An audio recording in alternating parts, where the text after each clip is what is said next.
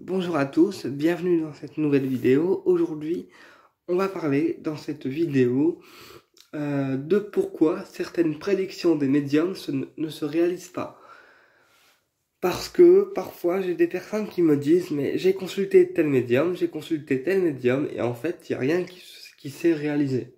Alors déjà je vais vous expliquer pourquoi en détail dans cette vidéo. Déjà, quand on vient voir un médium, que ce soit en contact défunt, en voyance ou en soins énergétiques également, il ne faut pas s'attendre à une transformation de notre vie directement. Pourquoi? Parce que un médium, il est là pour vous aiguiller dans votre vie, dans ses prédictions, voilà, et pour vous aider à choisir une voie selon votre question. Maintenant, en tant que consultant, vous avez également vous aussi votre libre arbitre. C'est-à-dire que nous, on vous guide dans les cartes, dans les flashs qu'on peut ressentir, dans les ressentis également qu'on peut avoir. Mais le consultant reste une personne qui garde son libre arbitre. Voilà. Ce qui veut dire que nous, on donne à la personne ce qu'on reçoit, mais à la fin de la consultation, la personne est tout à fait libre de ressortir avec ses propres idées, ses propres ressentis, voilà, et libre également de faire ce qu'elle souhaite après cette consultation. Déjà, puisqu'elle garde le libre arbitre. Ensuite, pourquoi les prédictions d'un médium ne se déroulent pas comme prévu? Parce que tout arrive au moment le plus juste pour vous et pas forcément quand on le veut. Ça, c'est vraiment une chose importante à garder. Voilà, parce que souvent, les personnes qui consultent un médium, que ce soit pour les contacts défunts ou pour une voyance, ils s'attendent à ce que tout arrive le lendemain ou une semaine après ou 2 semaines après. C'est pas du tout comme ça que ça fonctionne. Les guides, les vôtres en tout cas, font arriver les choses quand c'est juste pour vous, quand vous y êtes préparé, que ce soit au niveau psychologique, au niveau physique ou au niveau énergétique, eh bien, les guides font arriver les choses de la manière la plus juste pour vous quand vous y êtes prêt. Voilà. Deuxième raison qui font que parfois les prédictions peuvent mettre du temps à arriver. La troisième raison, et là on va être, là je vais expliquer un peu plus en détail. La troisième raison, c'est le praticien en question, parce que parfois certaines personnes choisissent des praticiens en voyance, en énergétique, et à l'heure du rendez-vous, ils n'ont pas envie d'y aller en fait. Ils n'ont pas envie d'y aller, ou parfois pour X raisons, ils sentent qu'il y a quelque chose qui les repousse. Alors quand c'est comme ça, c'est que malheureusement, le praticien en question n'est pas aligné avec nous, et que c'est pas forcément la bonne personne pour pouvoir faire la consultation.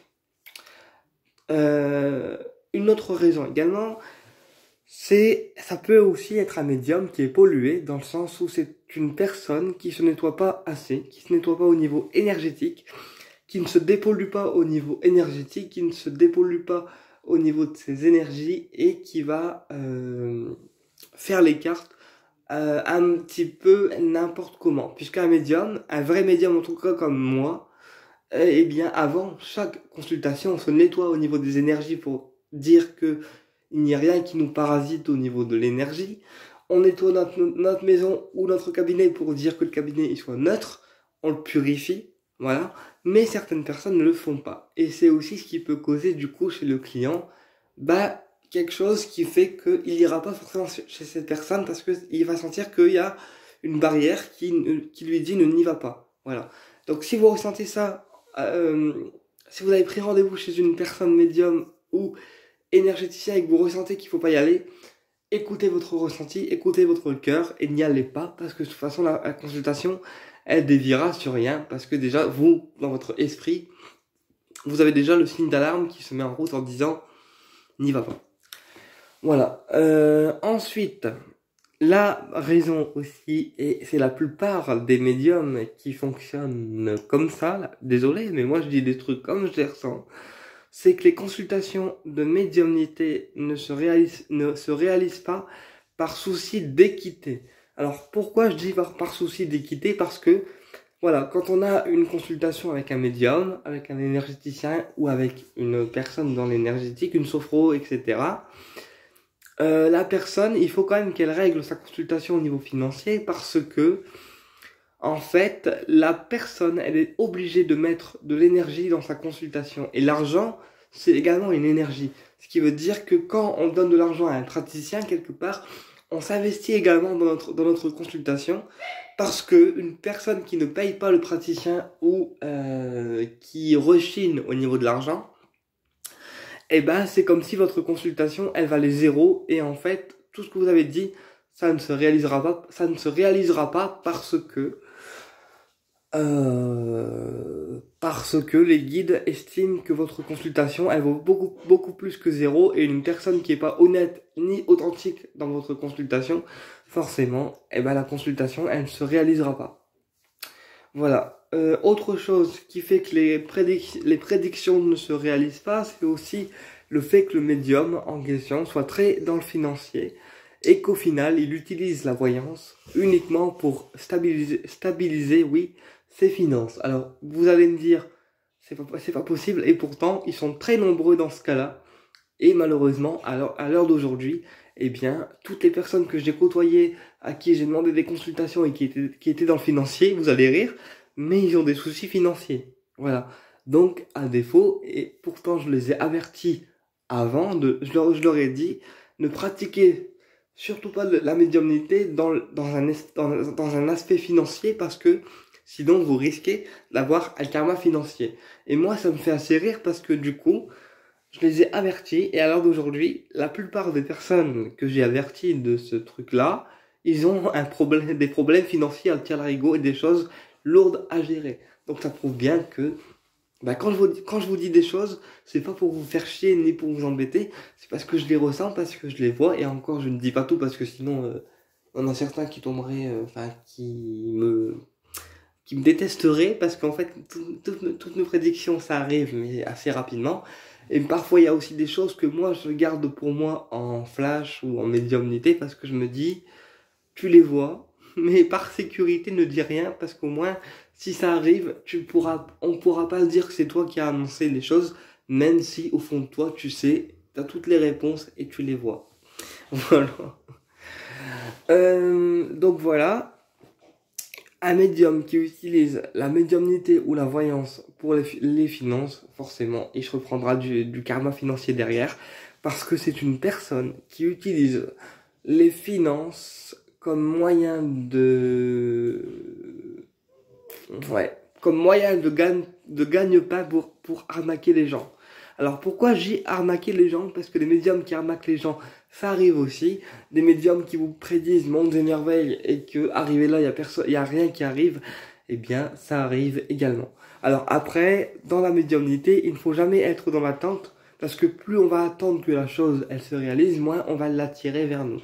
À l'inverse, plus on va lâcher prise avec ce qui a été annoncé et ce qui arrive, plus les choses vont arriver de manière naturelle et découler de manière naturelle. Voilà. Qu'est-ce que je voulais vous dire aussi au niveau de la médiumnité? Voilà, donc chaque chose arrive quand c'est juste.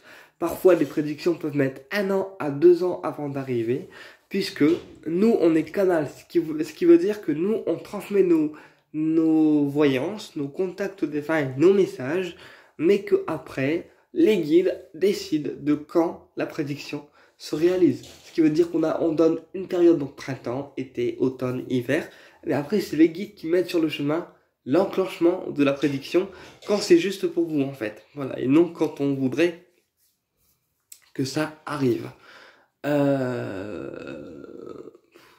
Voilà. Moi, moi, ça me fait assez rire parce que j'ai eu beaucoup de confrères qui ont eu le culot de me faire de la magie noire sur moi, avec des rituels où j'ai vu leur tête dans la bougie, etc.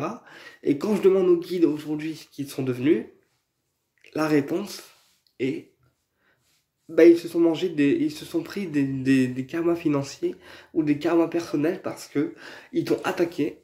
Et maintenant, finalement, ils doivent retrouver un boulot, par exemple, dans le civil parce que, ils t'ont attaqué. Et que Métatron, il ne rigole pas avec ça. Et que moi aussi, maintenant, comme je suis mieux, je me défends aussi de mon côté, sans rien dire à personne, mais n'empêche que la plupart des confrères, même s'ils sont pas beaucoup à m'avoir fait de la magie noire ou des choses pas très cool, maintenant, ils se sont repris, en fait, leur mauvais en pleine poire. Alors moi, comme je suis quelqu'un dans l'amour, je ne dirai jamais à quelqu'un bien fait pour toi, parce que c'est quelque chose qui ne se fait pas dans l'énergétique, on doit rester dans l'amour. Mais je me dis que chacun, du coup, a épuré son karma, a épuré ce qu'il devait épurer, et que maintenant, bah, justice est faite. Voilà. Euh, Qu'est-ce que je voulais vous dire aussi? Donc voilà pourquoi une prédiction ne se réalise pas, parce qu'il faut aussi qu'elle soit juste euh, avec nous. Et sachez aussi que pour le consultant, il doit aussi avoir un minimum de discernement lorsqu'on fait une voyance, une guidance ou un soin énergétique. Voilà. Et il doit aussi lâcher prise avec la guidance qui a été faite. C'est pour ça que moi, dans mes consultations, je demande toujours à mes élèves de prendre, enfin mes élèves ou mes clients ou les personnes qui me contactent pour une consulte, je demande toujours aux élèves ou aux personnes de prendre une feuille, de tout noter, de la mettre dans un tiroir et de ne plus y toucher jusqu'au jour où mes prédictions se réalisent. Et à ce moment-là, ils regardent la feuille et ils regardent dans quel ordre les prédictions se sont réalisées. Voilà. Et la plupart du temps, je me trompe jamais. Voilà. Parce que quand je fais ma voyance, je fais ma voyance avec passion, avec écoute, avec bienveillance, avec douceur. J'essaie d'être le plus doux possible et le plus avenant possible. Voilà. Le plus sympa possible aussi, parce que je suis sympa en même temps. Donc voilà. Mais voilà, j'essaie toujours de donner le maximum de moi-même.